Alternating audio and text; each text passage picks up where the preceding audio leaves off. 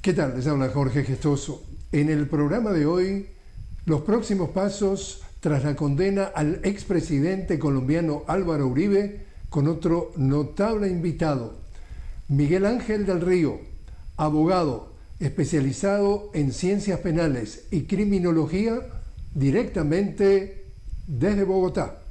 Miguel Ángel del Río, una cálida bienvenida al programa. Jorge, muchas gracias por la invitación a usted y a todos los que nos observan.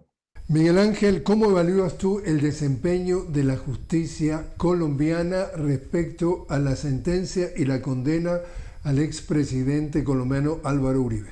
Bueno, Jorge, nuestros pueblos latinoamericanos en términos generales siempre han vivido una suerte de vulnerabilidad en la administración de justicia. Sin embargo, esta decisión da una muestra de soberanía y de autonomía frente al poder en términos generales, con una máxima, y es que ningún hombre, por más poderoso que sea, está por encima de la ley. Pero yo creo que para que sus televidentes, Jorge, puedan entender un poco el contexto de la situación, nosotros debemos remontarnos muchísimos años atrás, cuando en un debate de control político, el entonces representante a la Cámara, Iván Cepeda, establecía los nexos de Álvaro Uribe Vélez con el paramilitarismo. En ese momento, hace más de 10 años, Álvaro Uribe Vélez no permitió que se terminara el debate y salió inmediatamente disparado hacia la Corte Suprema de Justicia a interponer una denuncia en contra del entonces representante Iván Cepeda.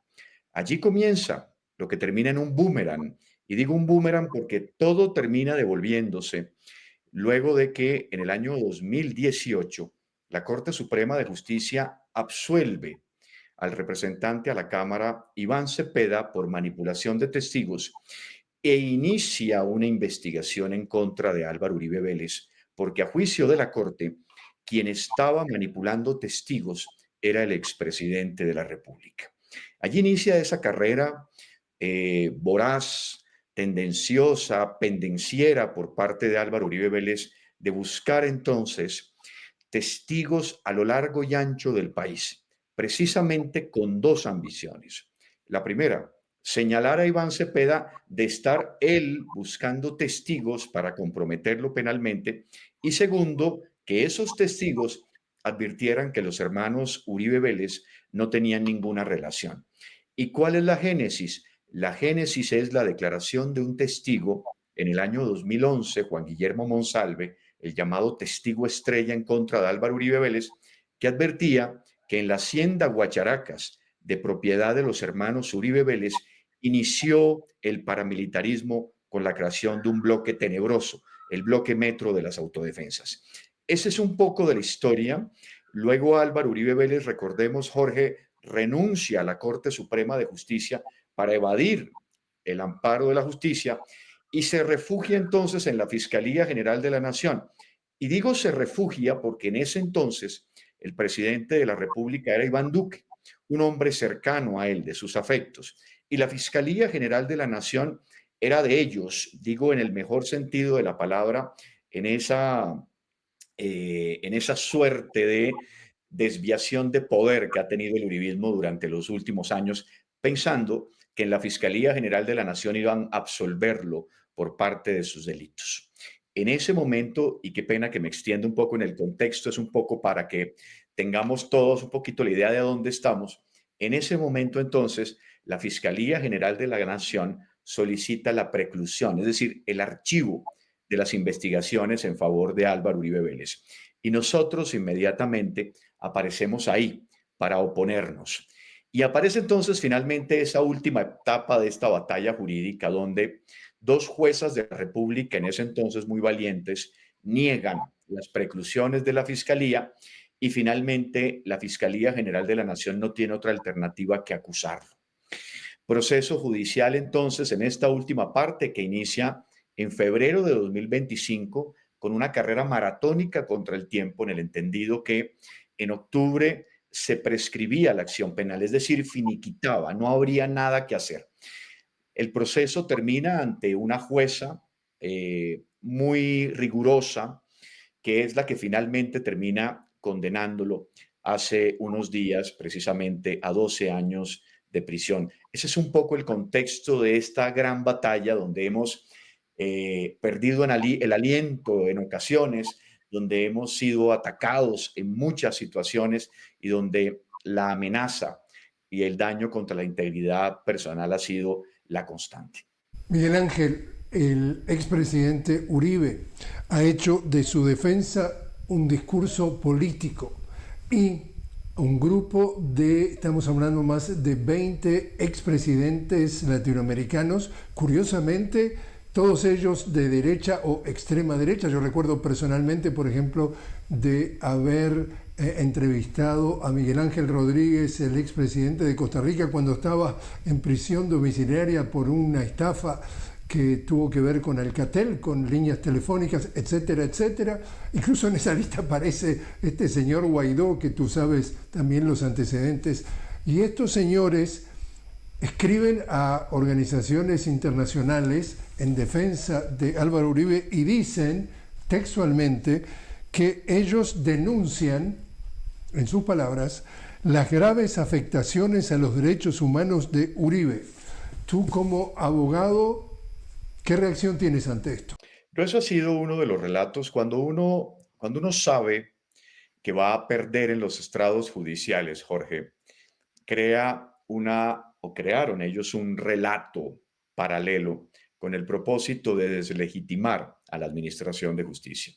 Y eso incluye a todos los apoderados de víctimas, a la Fiscalía General de la Nación, precisamente porque al considerar ellos que la justicia tenía suficientes elementos de convicción, pues entonces no tenían otra alternativa sino precisamente utilizar expresiones como el lawfare, que no es otra cosa que las persecuciones judiciales cuando no se pueden atacar por las vías electorales. Este caso no es un caso de lawfare por varias razones. Mire lo siguiente, Jorge. El momento en el cual se impone una medida de aseguramiento por parte de la Corte Suprema de Justicia, quien era el presidente de la República era Iván Duque. El momento en el cual la Fiscalía General de la Nación solicita la preclusión y es negada por jueces de la República es en el gobierno de Iván Duque. El momento en el cual Álvaro Uribe Vélez denuncia al entonces representante Iván Cepeda fue en el gobierno de Juan Manuel Santos. Han pasado 4 fiscales generales de la Nación, 3 de ellos cercanos al uribismo. Significa lo anterior, que ese relato de una persecución política y de un montaje judicial es absolutamente falso. De hecho, un día antes de la decisión por parte de la juez 44, Sandra Heredia, iniciaron una campaña de señalamientos, incluso individualizaron a miembros de la familia de la juez y el lugar de su residencia, advirtiendo que si la juez decidía establecer un sentido de fallo condenatorio, subirían los aranceles del país y tendría sanciones la funcionaria con relación a sus propios familiares donde ellos perderían la visa americana. Imagínese el nivel de degradación. Aquí hay que entender, Jorge, y hay que enviarle un mensaje además a los Estados Unidos y demás ilustres expresidentes de la República, todos, casi todos subyúdice, incluyendo el actual presidente de los Estados Unidos, condenado, que la separación de poderes funciona, que no todo es como ellos han pensado históricamente, que ellos puedan manejar la rama judicial, que hay una división. Y en Colombia, esta decisión lo que advierte es que esta funciona. Cuéntanos lo que tiene que ver con los próximos pasos y las fechas de los próximos pasos y si la defensa está jugando contra el tiempo para de alguna forma favorecer a su cliente Álvaro Uribe.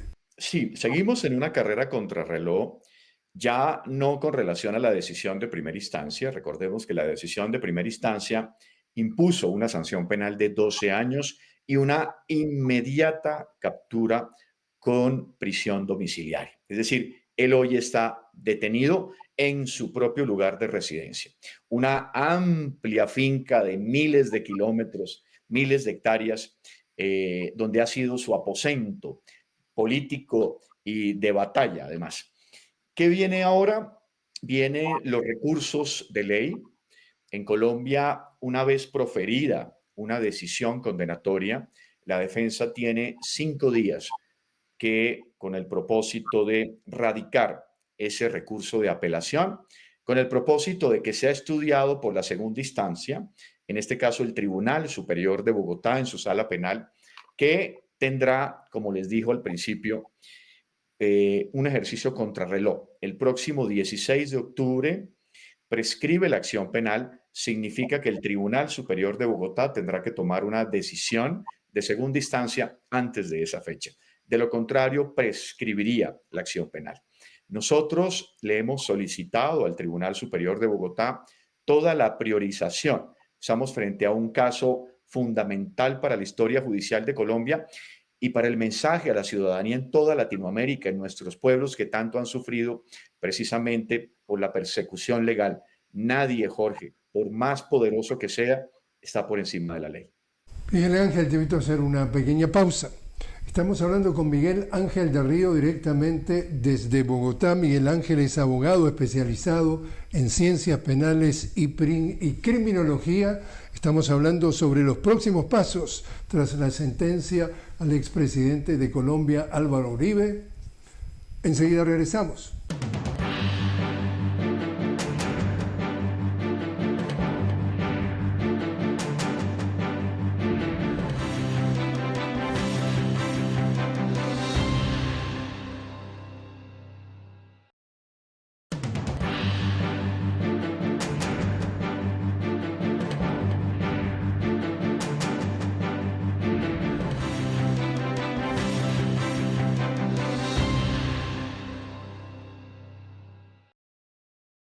Continuamos hablando desde Bogotá con Miguel Ángel del Río. Miguel Ángel es abogado especializado en ciencias penales y criminología. Estamos hablando sobre los próximos pasos tras la sentencia al expresidente colombiano Álvaro Uribe. Miguel Ángel, ¿tú crees que la derecha internacional, ya sea a nivel regional o a nivel global, podría estar armando próximos pasos para, una vez más, tratar de romper la institucionalidad de Colombia y más específicamente intentar otra vez un golpe de Estado blando contra el presidente Petro? Pues yo creo que es muy posible, lo han hecho desde que inició este gobierno y pues el reciente o la reciente sentencia condenatoria en contra de Álvaro Uribe Vélez será un caballo de batalla precisamente en esa línea, porque a partir de ese momento hemos visto internamente en Colombia cómo se han alineado las fuerzas, argumentando que aquí no hay garantías democráticas, que el gobierno de Petro entonces ha hecho un montaje judicial a través de la Administración de Justicia y que eso rompe el equilibrio de poderes. La derecha entonces ha urdido incluso planes de entrampamiento en contra de todos los que hemos participado en este proceso. Hace pocos días nosotros descubrimos un plan que estaba relacionado con funcionarios del FBI y de la DEA para involucrarnos a nosotros, las víctimas de este proceso, relacionándonos con carteles del narcotráfico. Un tema absolutamente inaceptable, pero además desde el punto de vista político, están creando un ambiente absolutamente polarizador, precisamente para enviar el mensaje sofístico de que no hay otra alternativa sino el ataque y el rompimiento del sistema democrático, en el entendido que para ellos, dentro de ese relato ilegítimo, nosotros hemos acudido a todas las vías legales para atacar al expresidente Uribe. ¿Cómo están jugando los medios hegemónicos dentro de Colombia? Y para quienes nos ven fuera de Colombia, acá se da un fenómeno que se repite en toda América Latina, es que en esta región, es decir, en nuestra región, en general los medios hegemónicos están al servicio de los grandes intereses del 1% de la oligarquía, de las grandes transnacionales y no al servicio, digamos, de la opinión pública. ¿Cómo están jugando esos medios hegemónicos en Colombia y cómo están jugando o podrían seguir jugando ambos, los que están dentro de Colombia y lo que tiene que ver con las grandes cadenas globales de información para tratar de poner la nariz en este tema? Están jugando a favor del uribismo, indudablemente, Jorge. Días previos, meses previos, antes a la decisión por parte de la juez, iniciaron una campaña mediática brutal donde cada uno de nosotros nos perfilaban con el gobierno de izquierda y establecíamos que teníamos intereses y ambiciones políticas, cuando nuestra única ambición ha sido precisamente que se establezca la verdad procesal, la verdad con los elementos materiales de prueba. Y crearon entonces un ambiente, llamaron a 38 grandes juristas por parte, en su momento, de grandes medios de comunicación. En principio, la revista Semana, hoy convertida en una gran artífice de la oposición, dueña y propietaria de otros pequeños grandes medios y que está hoy en manos de banqueros y de personas con muchísimo poder. Entonces, los medios tradicionales de comunicación, Jorge, están alineados con el uribismo y esta decisión fue un golpe fundamental al corazón de ese eje hegemónico, que no ha hecho otra cosa precisamente que establecer que la llegada de Gustavo Petro al poder ha sido un atentado en contra de la democracia. Y es a eso a lo que nos tenemos que enfrentar, enfrentarnos con las uñas, enfrentarnos con toda la convicción posible y en la medida de, como lo advertía en su momento Eduardo Galeano, la justicia es como las serpientes que solo pican a los descalzos. Finalmente en Colombia, las serpientes alcanzan a picar a los poderosos. Y acá tenemos un tema que ya no solamente como abogado, sino como experto en geopolítica de nuestra región, Miguel Ángel, te consulto y es, hay consenso entre muchos analistas que en nuestra América Latina el gran déficit o lo que tiene que ver con cuesta arriba, digamos, es que los líderes progresistas, como es el caso del presidente Gustavo Petro, llegan al gobierno de sus respectivos países latinoamericanos, pero no llegan al poder porque el poder sigue en manos de estas oligarquías, de este 1%. Tú recuerdas mejor que nadie que la expresidenta de Argentina, Cristina Kirchner, dice: en Argentina no existe el poder judicial, es el partido judicial. Y acá estamos frente a una situación que, a pesar de esa tendencia, el gobierno de Gustavo Petro y lo que tiene que ver con, más específicamente, con un poder judicial, se plantea como independiente, amenaza a ese poder que controla el gobierno de turno y lo vence. ¿Esto cómo se lee y qué relevancia tiene para la región? Tal cual como lo adviertes, Jorge. En Colombia, Gustavo Petro no tiene el poder. El poder de facto lo tienen los grandes monopolios, esa oligarquía que históricamente ha tenido una presencia constante y que ha puesto presidentes durante muchísimos años. La llegada de Gustavo Petro ha sido un paréntesis satisfactorio para toda esa necesidad, para toda esa población vulnerable. Y precisamente el relato que han creado tratando de contrarrestar precisamente eso ha sido de que este es uno de los gobiernos más nefastos de la historia reciente. Por el contrario, es un gobierno que ha pensado primero en el pueblo fundamentalmente y que ha atacado de manera directa a los medios tradicionales de comunicación a través de sus sofismas, a través de sus mentiras. Entonces, estoy absolutamente de acuerdo contigo, Jorge, en ese sentido.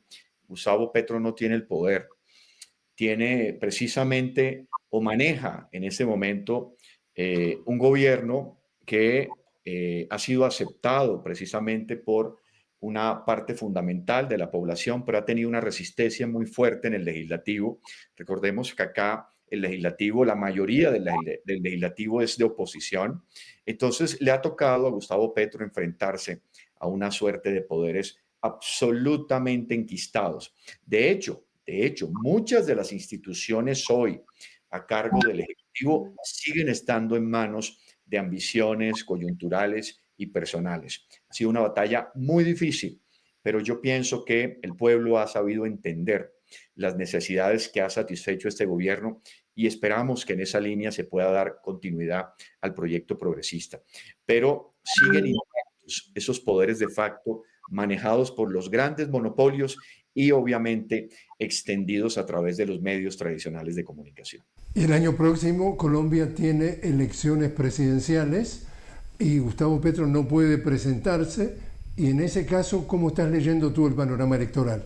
Pues hay que trabajar muy duro frente a lo que se viene. creo que hay que unificar un candidato de la izquierda a través de un espacio amplio, con el propósito de que podamos enfrentar las nuevas coyunturas. Este elemento novedoso de la condena en contra de Álvaro Uribe Vélez generará un factor fundamental, precisamente porque es decir, Álvaro Uribe Vélez, estaba jugando a acudir por vía de acompañamiento electoral de muchos de los candidatos de esa derecha ortodoxa y fundamentalista. Entonces hay que hacer un trabajo muy profundo, entendiendo que los candidatos de la izquierda tienen que generar un proyecto en la misma línea del progresismo de Gustavo Petro y que el pueblo entonces acompañe estas nuevas ambiciones. De lo contrario, regresará Jorge a Colombia la derecha más fundamentalista, revanchista y vengativa, y seremos nosotros los destinatarios de todo ese odio y de toda esa ambición personal. Decíamos en el primer segmento de la entrevista, Miguel Ángel, de que está haciendo el expresidente Álvaro Uribe como su defensa de un discurso político. ¿Tú ves algún paralelismo en la estrategia que está usando en este momento el expresidente brasileño Jair Bolsonaro, que justamente apela prácticamente a la misma retórica, y el hecho de que el Poder Judicial en Colombia haya mostrado esta independencia puede tener también algún impacto en ese juicio contra Bolsonaro? Sí, recordemos que también allá la justicia está amenazada precisamente por eso. El funcionario que está interviniendo en ese juicio, tengo entendido que uno de los familiares también se le canceló la visa americana y una suerte de situaciones paralelas. El modus operandi es el mismo, Jorge. Cometen delitos, vulneran la ley porque se consideran poderosos y cuando la Administración de Justicia interviene, advierten que es una persecución política, que es un lawfare y que entonces la única alternativa es quebrar el sistema democrático, acudir entonces a instancias internacionales mucho más deslegitimadas que nuestros propios pueblos y entonces advertir que lo que está ocurriendo es un ataque frontal en contra del desarrollo legítimo de una derecha que siempre ha sido autófaga, que no ha hecho otra cosa precisamente que tratar de devorar el sistema democrático, porque no pueden ellos entonces entender que sistemas progresistas terminen imponiéndose, porque aquí en nuestros pueblos latinoamericanos con profundas desigualdades sociales, lo que se necesita es una intervención que vaya en beneficio de los pueblos vulnerables. Y es precisamente ese modus operandi calcado en Brasil y hoy en Colombia, lo que quiere entonces nuevamente legitimar un proyecto de derecha fundamentalista. Miguel Ángel del Río, muchísimas gracias por estar con nosotros. Jorge, para mí un honor estar con usted, con sus televidentes. Gracias por la invitación y que la justicia siempre esté por encima del poder.